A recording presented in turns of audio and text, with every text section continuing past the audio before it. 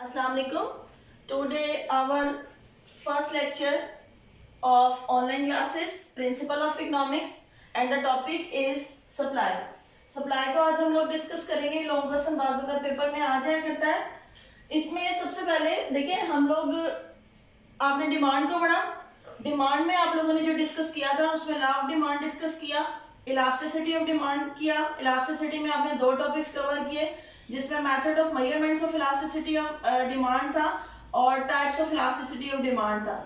अब इसका topic supply का स्टार्ट करते हैं. सप्लाई बेसिकली होती क्या है? बाजू का शॉर्ट क्वेश्चन पेपर में आता है कि what is the difference between supply and stock. तो सप्लाई को फर्स्ट ऑफ ऑल देखते हैं कि सप्लाई क्या होती है. The things which are ready to sell in the market that is called supply. यानी कि रसद क्या होती है? ऐसी अशिया जो मंडी में बेचने के लिए तैयार है वो आपकी क्या कहलाती है? रसद कहलाती है. अब रसद में और जखीरा में क्या फर्क है? रसद वो अशिया होती हैं जो मार्केट में करंट सेलिंग के लिए तैयार है, जो मार्केट में मौजूद है, जो मार्केट में बेचने के लिए रेडी पड़ी हुई है. जबकि जो आपकी स्टॉक होता है या जखीरा होता है वो हम गोडाउन में स्टोर कर लेते हैं, वेयर हाउसेज में स्टोर कर लिया जाता है. वो किस लिए होता है कि यानी कि इन फ्यूचर आप कह सकते हैं इन फ्यूचर जो सा वो बेचा जाएगा, इन फ्यूचर वो चीजें क्या की जाएंगी? वो सेल की जाएंगी. वो आपका क्या कहलाता है? स्टॉक कहलाता है. तो सप्लाई क्या हुआ? The things which are ready to sell in the market that is called supply. अब यहीं से भी ड्राइव हुआ सप्लाई से law of supply.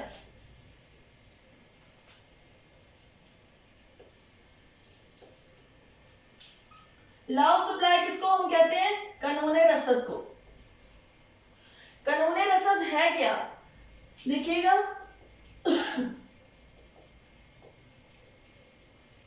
Other things remaining the same. अब ये मैंने ये जो लाइन लिखी है ये क्या है? ये क्या चीज शो कर रही है? एक बात इकोनॉमिक्स में आप और याद रखिएगा, जब भी हम इकोनॉमिक्स के किसी लॉ की बात करते हैं लॉ के साथ दो चीजें अटैच हो जाती हैं. वो क्या क्या होती हैं? नंबर वन assumptions और नंबर टू limitations.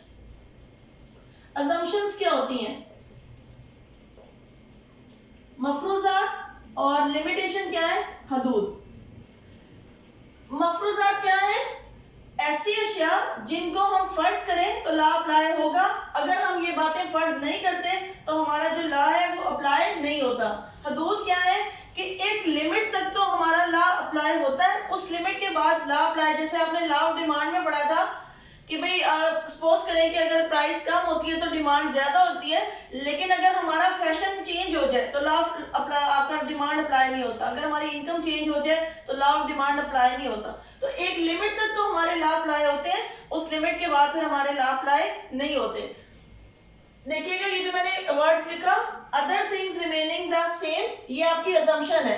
अजम्पशंस क्या है? मतलब आपकी चीजों को बनाने की टेक्निक चेंज ना हो, मार्केट के सर्कमस्टांसेस चेंज ना हो, मार्केट की सिचुएशन चेंज ना हो, लोगों का जो प्रोड्यूसर्स है उनका बिहेवियर चेंज ना हो, वो तमाम हालात क्या रहे? अगर सेम रहे तो. If price of commodity increases, supply also increases, and if price of commodity decrease,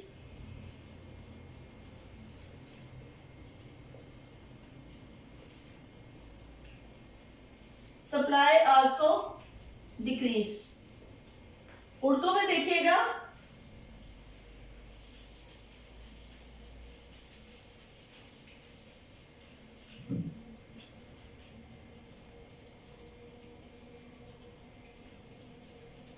अगर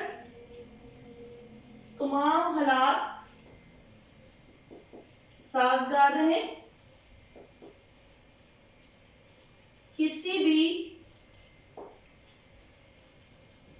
शय की कीमत बढ़ने से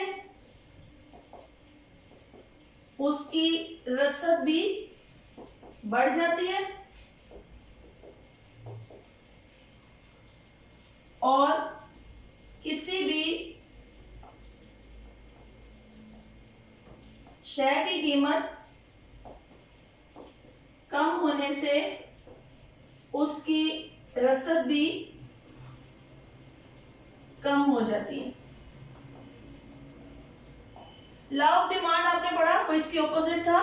उसमें यह था कि अगर कीमत कम होती है तो आपकी जो तलब है वो ज्यादा हो जाती है, लेकिन सप्लाई में ऑपोजिट है। ऐसा क्यों होता है कि भाई प्राइस के बढ़ने पर मार्केट में सप्लाई क्यों इंक्रीज हो जाती है और प्राइस के कम होने पर सप्लाई क्यों कम हो जाती है? देखिए, जब मार्केट में प्राइसेस हाई होती हैं, जो प्रोड्यूसर होता है उसका प्रॉफिट मार्जिन भी क्या होता है? हाई होता है। लाजमी सी बात है, जब कीमत हाई होगी तो उसका प्रॉफिट मार्जिन भी क्या होगा? हाई। तो उसकी कोशिश होगी कि मैं करंटली फौरी तौर पे अपनी अशिया को ज्यादा से ज्यादा सेल करके प्रॉफिट जो है वो ज्यादा से ज्यादा क्या कर लूं? अर्न कर लूं।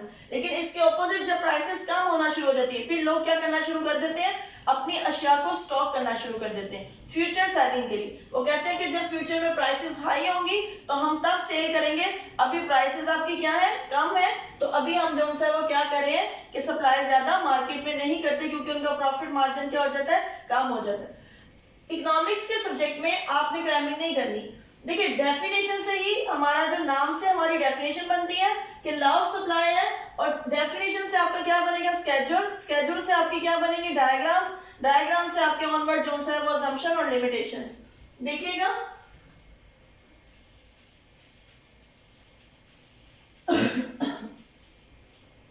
इसका स्केड्यूल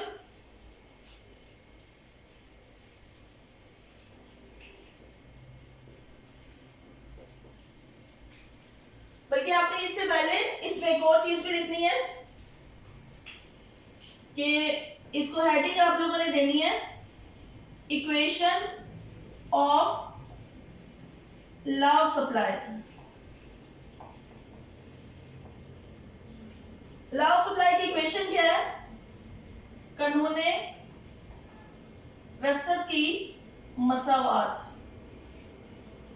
क्या है वो? Quantity supply is a function of price. If price increases supply also increases, if price decreases supply also decreases, so there is a relation exist between price and supply is positive। इन दोनों के दरमियान जो ताल्लुक होता है वो क्या होता है? पॉजिटिव होता है। जैसे प्राइस और डिमांड का ताल्लुक क्या होता है? नेगेटिव इनवर्स रिलेशन होता है, लेकिन इसका ताल्लुक क्या होता है? पॉजिटिव रिलेशन होता है। पॉजिटिव रिलेशन कैसे होता है कि अगर प्राइस बढ़ती है तो सप्लाई भी आपकी क्या हो जाती है? बढ़ना शुरू हो जाती है, और अगर कीमत कम होती है तो रसद भी क्या होना शुरू हो जाती है? कम होना शुरू कर। इसे हम लोग कहते हैं लॉ ऑफ सप्लाई। आपने इसको स्टेटमेंट की सूरत में भी लिखना है। क्या लिखोगे? Quantity supply is a function of price. If price increases supply also increases, if price decreases supply also decreases, so there is a relation exist between price and supply is positive। इनके दरमियान जो ताल्लुक होता है वो क्या होता है? पॉजिटिव रिलेशन होता है जी। गोशवारा इसका देखिएगा, प्राइस और क्वांटिटी सप्लाइड। सपोज अगर प्राइस आपकी 2, 4, 6, 8 और 10 है तो आपकी सप्लाई भी क्या होगी? इंक्रीज होगी।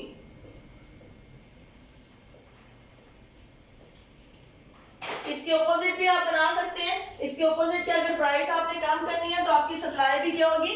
कम होगी। और अगर आपकी प्राइस इंक्रीज करोगे तो सप्लाई भी, कोई भी आपने एक व्यू आप लोगों ने शो करना है एग्जामिनर को कि अगर प्राइस को बढ़ाना है तो सप्लाई भी इंक्रीज होगी आपकी। उसके बाद इसकी डायग्राम देखें, आपने इसको 2-3 लाइनों में नीचे एक्सप्लेन करना है। एक्सप्लेनेशन कैसे करेंगे? If price of commodity is 2, the things which are ready to sell in market is 5। इसी तरह when price increase supply also increases in the market। Why? Because the profit margin of the producer will be high। That's why उसकी कोशिश क्या होगी कि वो market में ज्यादा से ज्यादा अशिया को सेल करे। उसके बाद आपने बनानी है इसकी डायग्राम।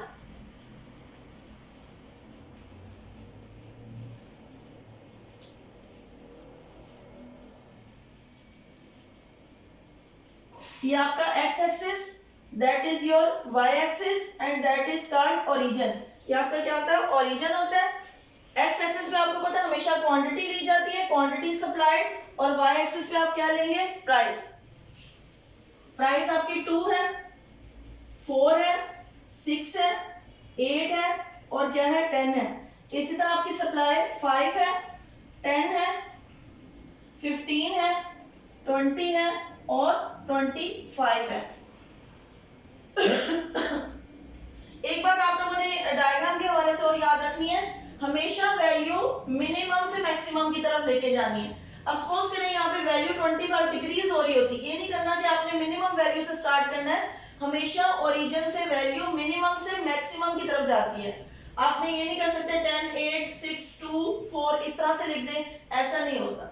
और दूसरी बात, आपने जो आपस में एक विड्थ है, विड्थ और डिफरेंस दोनों क्या रखने हैं, आपने सेम रखने हैं। अगर मैं यहाँ पे 5 का डिफरेंस ले रही हूँ तो नेक्स्ट वैल्यू में भी 5 का ही डिफरेंस लूंगी, वो आपने चेंज नहीं करना। ये जरूरी नहीं होता कि जो सा वो वैल्यू हम लोग वही ले, अगर ये डिफरेंस यहाँ पे सेम नहीं होता तो हम यहाँ पे डिफरेंस फिर भी सेम ही लेते हैं। अब देखिएगा, अगर प्राइस आपकी जो सा है वो 2 है, अगर प्राइस 2 है तो आपकी सप्लाई कितनी है, 5। अगर प्राइस 4 है, सप्लाई कितनी है, 10। अगर प्राइस 6 है, सप्लाई कितनी है, 15। अगर प्राइस 8 है, सप्लाई कितनी है, 20। और अगर प्राइस 10 है तो सप्लाई कितनी है आपकी, 25। इसका जो कर्व होता है वो पॉजिटिव कर्व होता है। पॉजिटिव कर्व क्यों होता है, क्योंकि सप्लाई और प्राइस में जो ताल्लुक होता है, जो इनके दरमियान रिलेशन होता है, वो क्या होता है, हमारा पॉजिटिव होता है। क्योंकि अगर प्राइस इंक्रीज कर रही है तो आपकी सप्लाई भी क्या हो रही है, इंक्रीज हो रही है। इसलिए इसका जो कर्व होता है वो स्ट्रेट लाइन पॉजिटिव कर्व होता है। इसको आप लोगों ने इस तरह से मर्ज कर लेना, price 4 and the supply will be 10।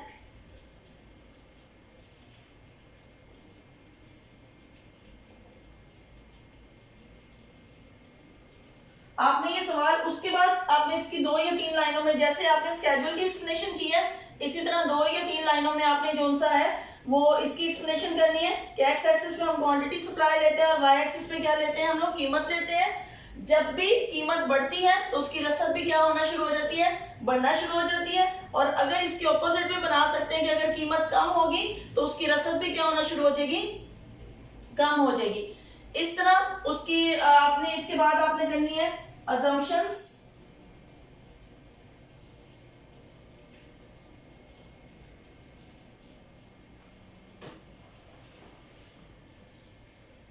और दूसरी आपने लिखनी है लिमिटेशंस। हाँ जी, अब इसके जो आगे आ जाते हैं वो इसकी assumptions हैं और लिमिटेशन है। assumptions और लिमिटेशन के बारे में मैंने आपको बताया कि assumption कहते हैं हम लोग इस चीज को, मफरूजात को, कि कुछ चीजें हम जब फर्ज करते हैं तो हमारा ला अप्लाई होता है, अगर हम वो फर्ज नहीं करते तो ला अप्लाई नहीं होता। और लिमिटेशन क्या होती है कि कुछ ऐसी हदूद होती है कि एक लिमिट तक तो हमारा ला अप्लाई होता है, लेकिन उस लिमिट के बाद हमारा जो ला है वो अप्लाई नहीं हो पाता। नंबर 1 देखिएगा, cost of production should not change, यानी कि जो अशिया की लागत है उसमें तब्दीली ना हो। हमने कहा लॉ ऑफ सप्लाई में कि अगर प्राइस बढ़ती है तो आपकी जो सप्लाई है वो भी क्या हो जाती है, इंक्रीज हो जाती है। अब सपोज करें कि अगर आपका जो रॉ मटेरियल है वो आपको महंगा पड़ रहा है, रॉ मटेरियल जो है वो एक्सपेंसिव आ रहा है, उस सूरत में अगर कीमत मार्केट में बढ़ भी जाती है तो हमारा प्रॉफिट मार्जिन नहीं बढ़ता। सेलर क्या करेगा, वो कहेगा कि जब तक मेरा रॉ मटेरियल सस्ता ना हो मैं उन अशिया को मार्केट में लेके ना जाऊं। फिर क्या होगा कि प्राइस के बढ़ने पर आपकी सप्लाई मार्केट में इंक्रीज नहीं होगी। क्यों इंक्रीज नहीं होगी, क्योंकि जो कॉस्ट है चीजों को बनाने की, देखिए अब सपोज करेंगे एक मार्कर है, पहले ये मार्कर बनना था 10 रुपए का, मैं मार्केट में इसको सेल कर रही थी 15 रुपीज का। अब मुझे कितना प्रॉफिट मिल रहा था, 5 रुपीज। जब इसको बनाने में हो सकता है इसका प्लास्टिक महंगा हो गया हो या कोई भी रीजन हो, अब इसको बनाने में जो है वो 12 रुपए खर्च हो रहे हैं, तो मैंने तो सेल उतने का करना है, मार्केट में प्राइस तो चेंज नहीं हुए, तो आपका लॉ ऑफ सप्लाई यहाँ पर अप्लाई नहीं होगा। हम ये फर्ज करते हैं कि आपकी जो रॉ मटेरियल की प्राइसेस हैं या जो भी कॉस्ट ऑफ प्रोडक्शन है वो क्या हो गया, वो चेंज नहीं हो रही। उसके बाद देखिए production technique should not be change. अब सपोज करें पहले मैनुअली काम हो रहा था, यानी कि लेबर काम कर रही थी, लेकिन अब सारी वर्किंग आपको भी पता है कि कंप्यूटराइज सिस्टम में या मशीनरी के थ्रू हो रही है। उसमें कॉस्ट ऑफ प्रोडक्शन, ये भी सेम पॉइंट ही है, उसमें कॉस्ट ऑफ प्रोडक्शन क्या हो जाती है, हाई हो जाती है। जब कॉस्ट ऑफ प्रोडक्शन हाई हो जाती है तो प्राइसेस भी उसकी प्रोडक्ट की क्या हो जाती है, हाई हो जाती हैं। जब प्राइसेस हाई होंगी तो फिर मार्केट में सप्लाई आप ज्यादा नहीं करते हो। क्यों ज्यादा नहीं करते, क्योंकि आपको पता है कि मेरा प्रॉफिट मार्जिन क्या हो रहा है, डिक्रीज हो रहा है। क्यों, क्योंकि मुझे जो चीजें बनाने में कॉस्ट जो कंज्यूम हो रही है वो क्या है, पहले से ज्यादा है। उसके बाद देखिए नेचुरल रिसोर्सेज नॉट चेंज, आपके पास बिजली की अवेलेबिलिटी नहीं है, आपके पास ऑयल की अवेलेबिलिटी नहीं है मशीनरी के लिए। आपको पता है मशीनरी जितने भी यूज होगी वो बिजली के थ्रू होगी या फिर जो सा है वो ऑयल के थ्रू होगी। अगर सपोज करें कि उनमें आपकी चेंजिंग नहीं आती, वो आपके पास अवेलेबल नहीं है, फिर मार्केट में चाहे प्राइसेस जितनी मर्जी हाई हो जाए आप सप्लाई नहीं कर पाते। क्यों सप्लाई नहीं कर पाते, क्योंकि आपकी चीजें जो है वो रेडी नहीं होती मार्केट में सेलिंग के लिए। उस सूरत में आपके पास आपका लॉ ऑफ सप्लाई अप्लाई नहीं होता। लॉ ऑफ सप्लाई तब अप्लाई होता है जब प्राइसेस हाई हो और आपकी सप्लाई भी मार्केट में क्या हो, ज्यादा हो। उसके बाद गवर्नमेंट रिस्ट्रिक्शन, प्राइसेस मार्केट में हाई है लेकिन आप वो मार्केट तक अशिया को नहीं लेके आ सकते। क्यों, क्योंकि गवर्नमेंट की पाबंदी लगी हुई है। गवर्नमेंट रिस्ट्रिक्ट कर सकती है किसी चीज पर कि भाई आपने अभी मार्केट में लेके आनी, या कोई भी सिचुएशन ऐसी हो जाती है जिसमें गवर्नमेंट पाबंदी लगा देती है। लाइक सपोज करें कि बाद में हमारे इंपोर्ट एक्सपोर्ट इंडिया के साथ हमारे रिलेशन खराब होते हैं तो गवर्नमेंट रिस्ट्रिक्ट कर देती है कि इंडिया के साथ कोई इंपोर्ट नहीं होगी, कोई एक्सपोर्ट नहीं होगी। उस सूरत में आपकी मार्केट में प्राइसेस हाई होने के बावजूद भी आपकी सप्लाई हाई नहीं होती। फिर हम ये अज्यूम करते हैं कि गवर्नमेंट रिस्ट्रिक्शन आपकी किसी किस्म की कोई भी नहीं है। फ्यूचर चेंजिंग इन प्राइसेस, आज एक चीज है वो 20 रुपए की महंगी बिक रही है, पहले ही महंगी बिक रही है, प्राइसेस हाई है, मैं सप्लाई ज्यादा नहीं करूंगी क्योंकि मुझे इन फ्यूचर हफ्ते बाद ये चांसेस लग रहे हैं कि वो 20 से 30 रुपए की कीमत, आपने पेट्रोल पंप इसकी एग्जांपल है, जब देखा है कि फ्यूचर में या फर्स्ट को पेट्रोल पंप आपके पेट्रोल महंगा हो रहा है, वो क्या करते हैं, फौरन सप्लाई रोकना शुरू कर देते हैं। वो इसी बेस पे, क्योंकि नियर फ्यूचर हमें ये पता लग रहा होता है प्राइसेस हाई हो जाएंगी, वो अभी सप्लाई रोक देते हैं। हालांकि करंटली में जो मार्केट में प्राइसेस थी वो क्या थी, वो पहले से ही हाई थी। इस वजह से यहाँ पे भी आपका हम ये सपोज करते हैं कि जो फ्यूचर में आपकी प्राइसेस है वो चेंज नहीं हो रही, वो क्या है, कांस्टेंट है। क्योंकि अगर फ्यूचर में प्राइस चेंज होगी तो आपका लॉ ऑफ सप्लाई अप्लाई नहीं होगा। प्रोडक्टिव ऑब्स्टेकल, आपकी मशीनरी खराब हो गई, आपकी लेबर प्रॉपर्ली काम नहीं कर रही है, कोई भी आपके पास बैरियर आ जाते हैं या ऑब्स्टेकल आ जाते हैं आपकी प्रोडक्शन में, उस सूरत में भी आपकी जो सा है वो प्राइसेस हाई होने के बावजूद भी सप्लाई हाई नहीं होगी। तो हम ये एज्यूम करते हैं, ये फर्ज करते हैं कि प्रोडक्शन में किसी किस्म का कोई ऑब्स्टेकल मौजूद नहीं है, तब आपका लॉ ऑफ सप्लाई अप्लाई होगा। अगर किसी किस्म का ऑब्स्टेकल आता है तो आपका लॉ ऑफ सप्लाई अप्लाई नहीं होता। बिहेवियर ऑफ सेलर, अगर बेचने वाला ही प्राइसेस हाई होने पर भी चीजों को बेचना ही नहीं चाहता, उसका बिहेवियर चेंज हो गया, तो उस सूरत में भी आपका लॉ ऑफ सप्लाई अप्लाई नहीं होगा। तो हम एज्यूम करते हैं यहाँ पर भी कि जो सेलर के बिहेवियर है वो चेंज नहीं हो रहे। Then prices of the other commodities, इसमें अल्टरनेटिव गुड्स आ जाती हैं, सब्स्टिट्यूट गुड्स आ जाती हैं। अगर सपोज करें दूसरी, अगर जैसे कि आपकी पेप्सी है या कोक है, आपको इन फ्यूचर लगता है कि कोक की प्राइस जो है वो कम होने वाली है, तो आपकी प्रोडक्ट की प्राइस क्या हो जाएगी, लाजमी सी बात है आप फ्यूचर में कोशिश करेंगे उसकी डिमांड आपकी कम हो जाएगी। उस सूरत में आप सप्लाई प्राइस के हाई होने पर भी सप्लाई ज्यादा नहीं करोगे, आपका लॉ ऑफ सप्लाई वहां पर भी अप्लाई नहीं होगा।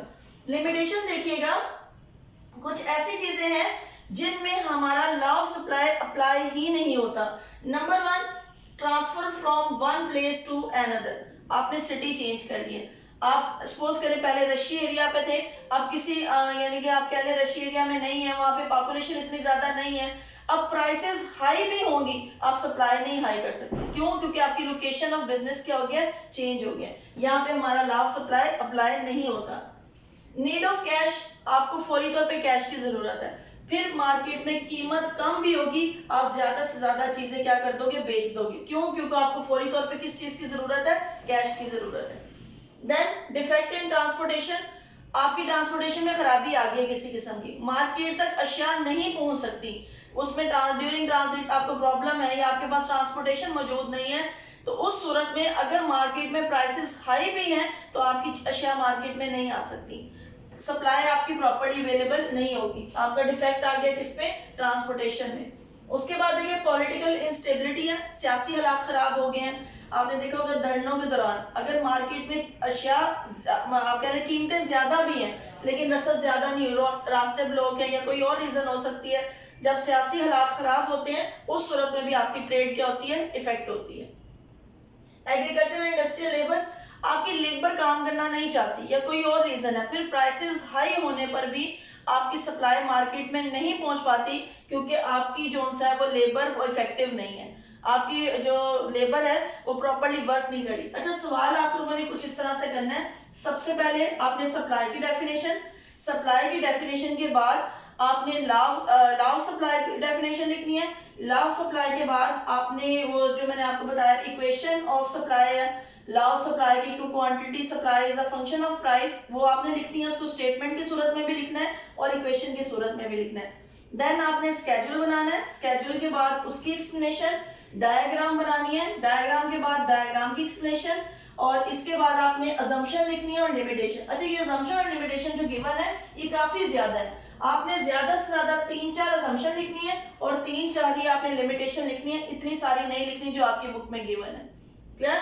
आज ये आप क्वेश्चन करेंगे इंशाल्लाह। जो नेक्स्ट है वो हमारा इसका जो टॉपिक रह गया है वो इलास्टिसिटी ऑफ सप्लाई है और देन जो है वो इक्विलिब्रियम इन सप्लाई है। क्लियर? Thank you.